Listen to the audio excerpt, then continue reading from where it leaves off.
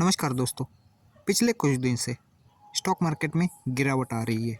Stock market में गिरावट क्यों आ रही है और हमारे जैसे साधारण इन्वेस्टर ने क्या करना चाहिए, यह आज के वीडियो में मैं डिटेल में एक्सप्लेन करूंगा, इसलिए वीडियो को बिना स्किप हुए एंड तक जरूर देखें। पिछले कुछ दिन से निफ्टी और सेंसेक्स दोनों में भी डाउनफॉल आया हुआ है। अगर हम सेंसेक्स की बात करेंगे तो पिछले 5 दिन में इसमें लगभग 3% का करेक्शन आया हुआ है।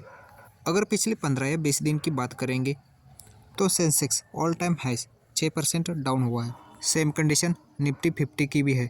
निफ्टी भी पिछले 5 दिन में लगभग 3% से करेक्शन हुआ है और ऑल टाइम हाई 20,192 से घटकर लगभग 19,281 पे आकर पहुंचा है। इसमें भी लगभग 5-5.5% का करेक्शन आया हुआ है। मार्केट करेक्शन का सबसे ज़्यादा इफेक्ट स्मॉल कैप और मिड कैप स्टॉक्स के ऊपर हुआ है। S&P BSE स्मॉल कैप एक ही दिन में लगभग 4.5% से करेक्ट हुआ है। कोरोना पेंडेमिक के बाद एक ही दिन में स्मॉल कैप स्टॉक्स में आने वाली ही बड़ी गिरावट है। अगर पिछले एक हफ्ते की बात की तो BSE स्मॉल कैप लगभग 6% से करेक्ट हुआ है। यह करेक्शन आने की संभावना थी क्योंकि पिछले कुछ दिन से स्मॉल कैप और mid cap stocks over valued हो गए थे, इसलिए यह करेक्शन बिल्कुल संभव था। स्मॉल कैप स्टॉक्स के साथ मिड कैप स्टॉक्स में भी भारी गिरावट आई है। एक ही दिन में 2.5% से डाउन हो चुके हैं। अगर पिछले एक हफ्ते की बात की जाए तो BSE मिड कैप भी लगभग 5% से डाउन हो चुका है। पिछले 1.5 साल में जब यूक्रेन और रसिया का वॉर चल रहा था, उस समय भी मार्केट में लगभग 8 से 10% का करेक्शन आया होता। उसके बाद की ये सबसे बड़ी गिरावट है।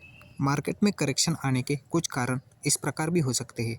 अमेरिका में अब भी महंगाई बहुत ज़्यादा है और आने वाले कुछ दिन तक यह महंगाई ऐसे ही रहने की संभावना है। इसका दबाव US स्टॉक मार्केट में दिखाई दे रहा है और इसीलिए इंडियन स्टॉक मार्केट में भी गिरावट आ रही है। स्टॉक मार्केट की गिरावट का दूसरा कारण यह भी हो सकता है, जैसे इसराइल और हमास का युद्ध शुरू हुआ है, उसके बाद क्रूड ऑयल की कीमतों में बहुत ज़्यादा बढ़ोतरी हो चुकी है। क्रूड ऑयल की बढ़ती कीमतों के कारण भी मार्केट में गिरावट आ सकती है। इसके अलावा स्मॉल कैप और मिड कैप स्टॉक्स का ओवर वैल्यूड होना भी स्टॉक मार्केट की गिरावट का कारण हो सकता है।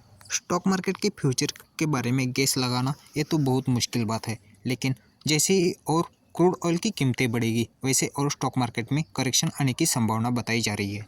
फाइनली बात आती है हमारे जैसे साधारण इन्वेस्टर के ऊपर। अगर हमारा स्टॉक्स में या म्यूचुअल फंड में इन्वेस्टमेंट है तो हमें क्या SIP स्टॉप करना चाहिए? नहीं, ऐसा कभी नहीं करना चाहिए।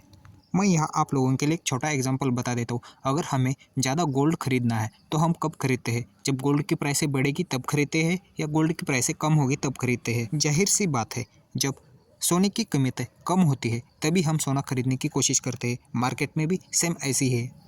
गिरते हुए मार्केट में अपना SIP स्टॉप कभी नहीं करना चाहिए, क्योंकि जब मार्केट में करेक्शन आता है या मार्केट डाउन होता है उस समय हमें कम प्राइस में म्यूचुअल फंड की ज़्यादा यूनिट मिलती है और इसका फ़ायदा जब मार्केट में बुल रन आएगा उस समय हमें मिल सकता है। इसलिए जिसको मार्केट का बिल्कुल भी नॉलेज नहीं है उसने अपना SIP ऐसे मार्केट गिरता है उस समय हमेशा कंटिन्यू करना चाहिए, ना कि बंद करना चाहिए। बहुत सारे नए इन्वेस्टर का पैसा, वो चाहे म्यूचुअल फंड में हो चाहे स्टॉक्स में हो, वो माइनस में चला होगा, लेकिन पैसा माइनस में चला गया इस डर से विड्रॉल करने की गलती कभी नहीं करना। जो ऐसा करेगा उसका मार्केट में नुकसान ही होगा, लेकिन जो अपने ऊपर पेशेंस रखेगा, अपने पैसे को मार्केट में ही इन्वेस्ट रहने देगा, उसके ही मार्केट में पैसे बन सकते हैं। ऐसे बहुत सारे इन्वेस्टर हैं जो गिरते हुए मार्केट में अपना पैसा निकाल देते हैं और अपना खुद का नुकसान करवाते हैं। ऐसे ही लोग बोलते हैं शेयर मार्केट एक जुआ है, शेयर मार्केट से हमेशा दूर रहना चाहिए। जिस भी इन्वेस्टर ने ऐसी कंडीशन में अपना SIP कंटिन्यू किया और स्टॉक मार्केट में अपना जो इन्वेस्टमेंट है उसको ऐसे ही छोड़ दिया, उसका लॉन्ग टर्म में रिटर्न बनना ही बनना है। एक कहावत तो आप लोगों ने सुनी ही होगी, इंसान हो चाहे शेयर मार्केट हो, एक दिन जाना ऊपर ही है। इसीलिए जिसका भी म्यूचुअल फंड में SIP चल रहा है उसने ऐसे कंडीशन में अपने SIP को कंटिन्यू रखना चाहिए। म्यूचुअल फंड SIP में हमें मार्केट के बियर और बुल रन में दोनों में परचेजिंग का मौका मिलता है और लॉन्ग टर्म में हमें एक अच्छे रिटर्न मिल ही जाते हैं। इसीलिए अपना SIP को हमेशा कंटिन्यू रखें। अगर आपका ज़्यादा पैसा इन्वेस्ट है तो खुद के ऊपर पेशेंस रखें। ऐसे मार्केट गिरता है तब पैसा निकालने की कोशिश मत करें, इसमें आपका ही नुकसान हो सकता है। अगर जिसके पास थोड़ा बहुत पैसा होगा उसने अभी अपना SIP टॉपअप करने से ज़्यादा फ़ायदा मिल सकता है। अगर आपके पास थोड़ा बहुत पैसा है और आप लमसम इन्वेस्टमेंट करना चाहते हैं तो आप एग्जिस्टिंग SIP में भी लमसम डाल सकते हैं।